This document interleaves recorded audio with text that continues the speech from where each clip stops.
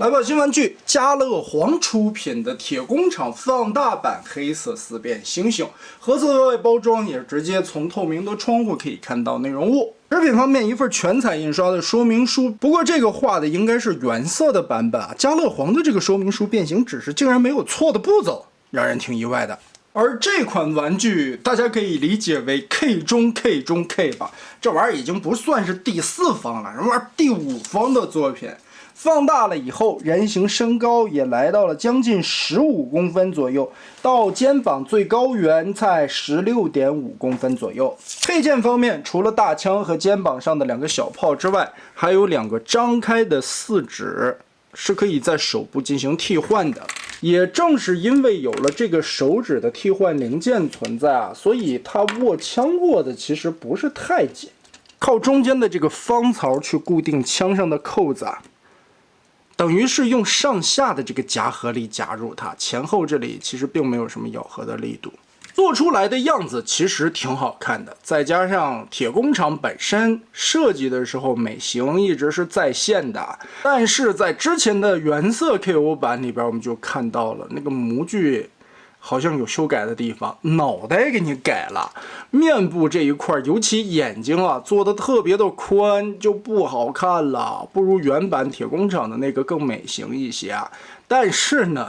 家乐皇的产品突出的就是一个便宜呀。铁工厂的这个4便说起来它变形简单，但是也不失一些乐趣啊，还是有一些想法在里面的。膝盖的位置我们先打开，把这条腿缩短它。然后注意红色的零件稍微往起转一些角度，哎，腿部就卡成现在的效果。虽然说不是完美的嵌合到位啊，只是把它缩短了一截。然后我们翻到背面来，打开背包左右2块卡着的地方，整体胳膊往上旋转，后边的整个背包再打开，把里边的猩猩大脑袋翻转出来，人形的头部插到中间的位置。好，这块主体的部分先变成这个样子。我们掏出大枪来，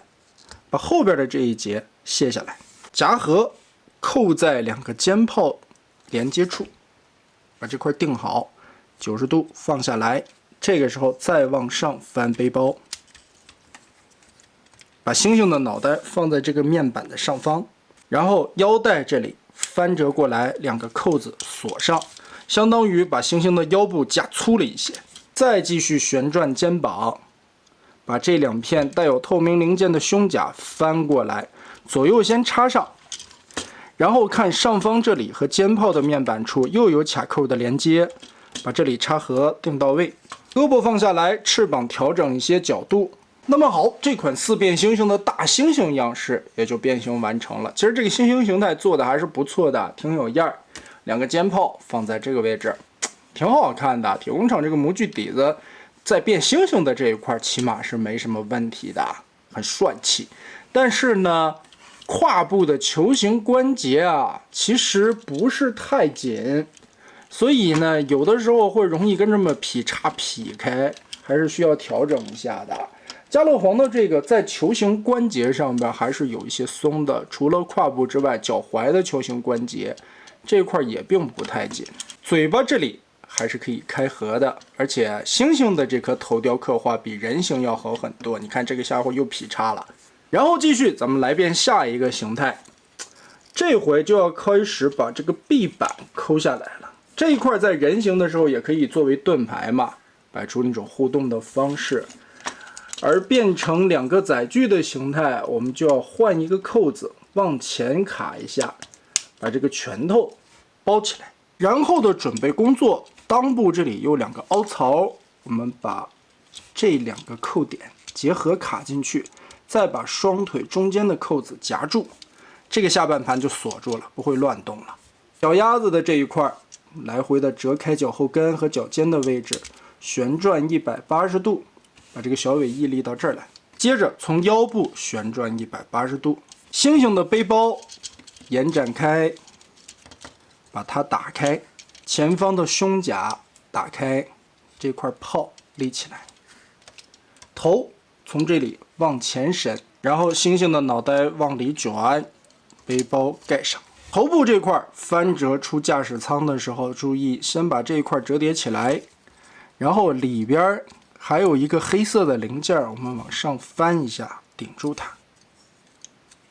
起落架往后抠，前边的鼻尖翻折出来，腰带这个时候就可以继续锁下来，肩膀往上归位，透明的卡子和机头前方这里有一个插扣，进行结合固定。插住它，胳膊旋转180度，打开翅膀，胳膊肘翻折90度挪过来，注意这里边的一个卡槽定位，通过这样的一个滑动把它插进去。好了，基本的飞机型差不多有了，我们再翻到底盘来，上下这里拆开，握把收起来，把这一根插到腹部这里。填补机腹下方的空洞，另外的一根长的，我们把它插到前方，扣住。然后起落架这里有2个钩子，滑进凹槽里。这样飞机的形态也都有了。所谓的4变猩猩啊，其实我觉得也就是人形和猩猩的样子还是有一些看头的。剩下的飞机形态和战车形态，我怎么感觉都是送的呀？反正4变嘛，基本上都是这个设定啊。而且铁工厂的这个是以漫画造型为基准的，飞机形态还能看，还不错吧？起码它不会像 PE 那个散掉啊。铁工厂这个结构简单，还相对来说比较稳定一些。然后我们来把它变成战车模式，也是第一步，先把这些插上去的武器都卸下来，鼻尖这里收起来，轮子往前放，背包中间的这一块连接扣点也把它卸下来，再度组合插在一起，翻出下方这个大的插扣备用。飞机到战车的变形就更简单了，后边的垂直尾翼收起来，脚丫子旋转个180度，别让人看见尾翼。机翼的部分依旧跟这样滑动，拆开这个扣子，然后整体胳膊旋转180度。注意看，在旋转过来之后，根部这里又出现一个卡槽，我们和这里的肩膀连接锁在一起，拳头摆正，翅膀嘛跟这么立起来，往后拉一下就行了。最后咱们掏出这把大枪，插扣往这一放，高射炮准备完成。那么4变猩猩的这个战车形态就是这样了。